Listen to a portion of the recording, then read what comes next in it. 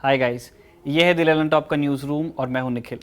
मेरे बचपन का एक बहुत बड़ा हिस्सा एमपी के एक छोटे से कस्बे में बीता है जिसका नाम है सौसर। और एक वक्त होता था कि जब वहाँ पे बहुत लाइट जाया करती थी, खासकर रात के वक्त। तो हम चारपाई निकाल के आंगन में आ जाते थे और उस पर लेटते थे, और जब हमारे सारे कायाकलाप ख़त्म हो जाते थे, हमारे पास करने को बातें ख़त्म हो जाती थी, तो हम चुपचाप लाइट आने के इंतज़ार में आसमान की ओर देखा करते थे। तो हमें तारे दिखते थे, हम उन्हें गिनते थे, और साइंस की किताब में हमने पढ़ा था कि तारे इस तरह से जगमगाते हैं, इतने लाइट ईयर्स का डिस्टेंस है।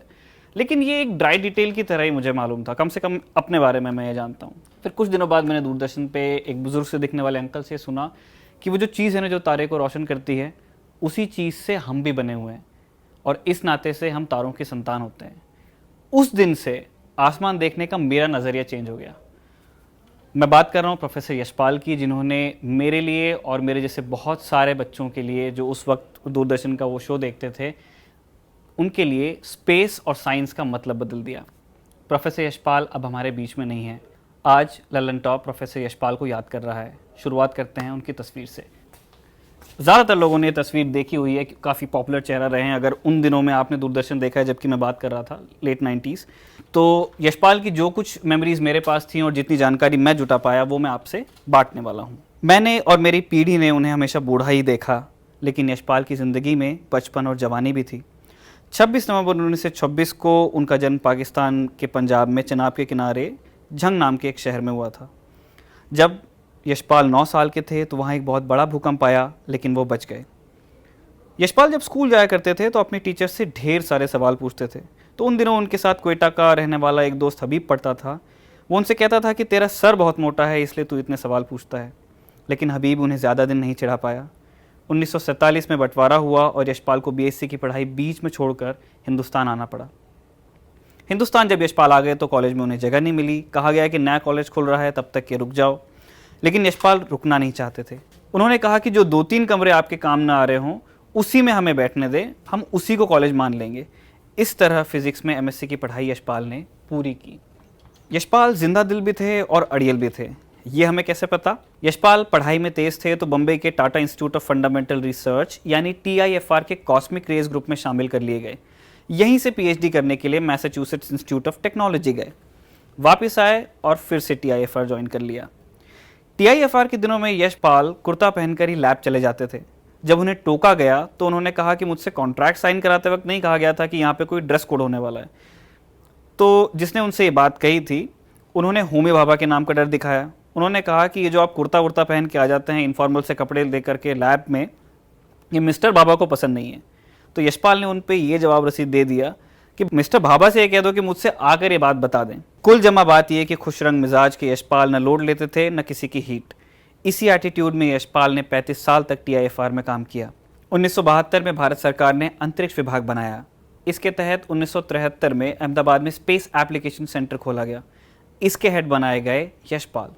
तब भारत स्पेस रिसर्च की दुनिया में नया था। संसाधनों की कमी थी, हमारे पास इतने रिसोर्सेज नहीं थे कि हम हर चीज़ में इन्वेस्ट कर पाएँ। तो यशपाल और उनकी टीम ने दिमाग लगाया। उन्होंने ये तय किया कि भारत हर जगह अपने रिसोर्सेज खर्च नहीं करेगा, हाई एनर्जी पार्टिकल फिजिक्स में शोध करेगा। इसके पीछे कारण ये कि भारत इक्वेटर के करीब है। यहाँ high energy cosmic rays Europe और अमेरिका के बनिस्बत सीधे आती है, तो भारत को इस किरणों की रिसर्च में स्वाभाविक बढ़त मिलती है। साइंस की फील्ड में हिंदुस्तान को इसी तरह के नायाब सॉल्यूशंस देने के लिए 1976 में उन्हें पद्म भूषण दिया गया। लेकिन यशपाल को उस साइंस के लिए याद नहीं किया जाता जो लैब में बंद रहता है और रिसर्च जर्नल में छपता है। यशपाल को याद किया जाता है साइंस को लोगों तक ले जाने के लिए। माना जाता है कि साइंटिस्ट घुन्ने होते हैं, ज़्यादा बातचीत में उनकी रुचि नहीं होती, लेकिन यशपाल इसके ठीक उलट थे। वो खुले दिल से लोगों से मिलते थे और चाहते थे कि विज्ञान भी लोगों से लोगों की भाषा में बात करे। ये लोगों में वैज्ञानिक चेतना पैदा करने का उनका अपना तरीका था। 1987 में भारत जन विज्ञान जत्था देश भर की सड़कों पर निकला। ग्रहण जैसी एक साधारण चीज़ के बारे में कुछ नया जानकर जो गुदगुदी होती है, वो इस जत्थे ने 5 करोड़ लोगों तक पहुंचाई। जत्थे की प्लानिंग में यशपाल भी थे। यशपाल ही थे जिन्होंने सामूहिक रूप से सूर्य ग्रहण और चंद्र ग्रहण लोगों को दिखाने के लिए कैंप लगाए, ताकि ग्रहण को लेकर लोगों में भ्रांतियाँ कम हो। दूरदर्शन पर आने वाले साइंस शो टर्निंग पॉइंट में यशपाल नियमित रूप से आते और स्पेस और फिजिक्स की बातें लोगों से आम बोलचाल की भाषा में करते। वो बस साइंटिस्ट नहीं थे, वो साइंस कम्युनिकेटर थे। स्क्रीन पर आप फिलहाल जो देख रहे हैं वो गिरीश कर्नाड हैं, जो इस शो को होस्ट करते थे। अब तक हमने साइंटिस्ट यशपाल को जाना, लेकिन शिक्षाविद यशपाल की ताज़ी सोच लोगों ने तब देखी जब यशपाल को भारत के स्कूलों में पढ़ाई सुधारने के लिए बनी नेशनल एडवाइजरी कमेटी का चेयरमैन बनाया गया। यशपाल ने अपनी रिपोर्ट लर्निंग विदाउट बर्डन नाम से बनाई। उनका मानना था कि हर बच्चा स्वाभाविक रूप से जिज्ञासु होता है, तो उसके अंदर एक वैज्ञानिक छुपा होता है। यही मानव स्वभाव है, लेकिन हम बेकार की जानकारी लाद कर उसे ख़त्म कर देते हैं। उनके लिए समझना रट्टे को दोहरा देना नहीं था, उनके लिए समझना वो था जिसके बाद मज़ा आए। और इसी वजह से यशपाल आईआईटी और उस तरह की कोचिंग्स के सख्त खिलाफ थे। उनका मानना था कि इस तरह की ट्रिक मेथड वाली पढ़ाई से और प्रतियोगिता से पैदा होने वाला स्ट्रेस आपको एक कमतर इंसान बना देता है। अपनी इस अलहदा सोच के चलते ही यशपाल को जब यूजीसी या किसी और संस्था की जिम्मेदारी दी गई, उन्होंने लोगों की उम्मीद से बढ़कर काम किया। हर जगह लोग उनके मुरीद रहे। शिक्षा के मामले में स्कूल जितने यशपाल के कर्जदार हैं, उतने ही कॉलेजेस भी हैं। भारत में हायर एजुकेशन में सुधार पर लिखी उनकी रिपोर्ट के लिए उन्हें हमेशा याद किया जाएगा।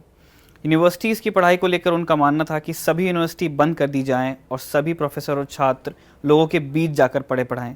ये आइडिया यशपाल जैसे खुले दिमाग वाले साइंटिस्ट के दिमाग में ही आ सकता था। वो कहते थे कि इंसान इंसान से ही सीख सकता है, वरना समय के साथ स्कूल ख़त्म हो जाते, सिर्फ लाइब्रेरी बचती। स्क्रीन पर जो आप तस्वीर देख रहे हैं वो 2013 की है, जब यशपाल को राष्ट्रपति प्रणब मुखर्जी ने पद्म विभूषण सम्मान से नवाजा था। यशपाल ने अपनी 90 साल की ज़िंदगी में इतने काम किए कि उनका जिक्र एक बार में करना मुश्किल है, कोई ख़ास किस्सा भी चुनना मुश्किल है। मेरे दिमाग में रह रहकर यशपाल की वो बातें कौन जाती हैं जो मैंने साइंस का एक निहायत घोंचू छात्र होकर भी पसंद की। यशपाल अब शायद उन्हीं तारों के बीच में है जिनकी वो बात किया करते थे। ये वीडियो ललन टॉप परिवार का एक छोटा सा प्रयास था यशपाल और यशपाल के किस्सों को, उनकी यादों को आपके सामने रखने का। इसी तरह की और बायोग्राफीज़ देखने के लिए हमारे फेसबुक पेज को लाइक कीजिए। अगर ये वीडियो आपने यूट्यूब पे देखा है तो हमारे चैनल को सब्सक्राइब कीजिए, और सब्सक्राइब बटन के साथ साथ एक छोटी सी घंटी होती है, उससे भी बजा दीजिए ताकि हमारे वीडियोस अपलोड होते ही नोटिफिकेशंस आप तक पहुंच जाएं। ये सारी बकर बकर करने वाला मैं हूं निखिल, और कैमरे के पीछे हैं वरुण। Thank you.